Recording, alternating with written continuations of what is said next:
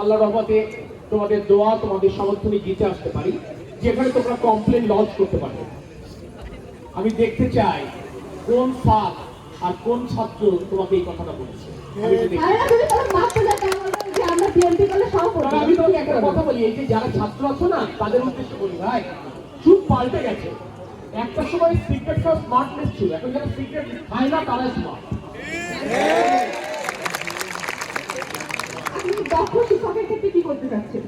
BNP 31 points যে আছে commitment আছে, সেখানে আমরা বলেছি আমরা শিক্ষকদেরকে প্রশিক্ষণের আওতায় আনবো one teacher one tab policy. সেখানে আমরা কি করবো, শিক্ষক আমরা তো বলেছি কারিকুলাম আমরা রিভাইজ করতে চাই, কারিকুলামকে আমরা আপডেট করতে চাই। কারিকুলামকে যেহেতু আপডেট করবো, শিক্ষকদের প্রতিনিয়ত ভাষা নিয়ে প্রশিক্ষণ যে প্র্যাকটিক্যাল না, সেটা ব্যয়বহুল। সে কারণে আমরা প্রতিটি স্কুল এবং কলেজের শিক্ষকদেরকে একটি করে ট্যাব দিব, এবং যেই ট্যাবের আওতায় আমরা প্রযুক্তিকে ব্যবহার করে আমরা প্রতিনিয়ত তাদেরকে প্রশিক্ষণের আওতায় নিয়ে আসবো।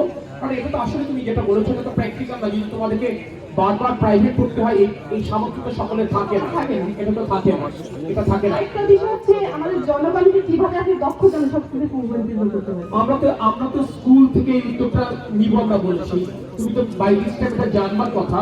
আমরা বলেছি স্কুলে ক্লাস 4 থেকে আমরা খেলাধুলা বাধ্যতামূলক করব, এবং গেমস টিচার আমরা এখানে গেমস টিচারের প্রভিশন চালু করবো। কেন খেলাধুলা বাধ্যতামূলক করব?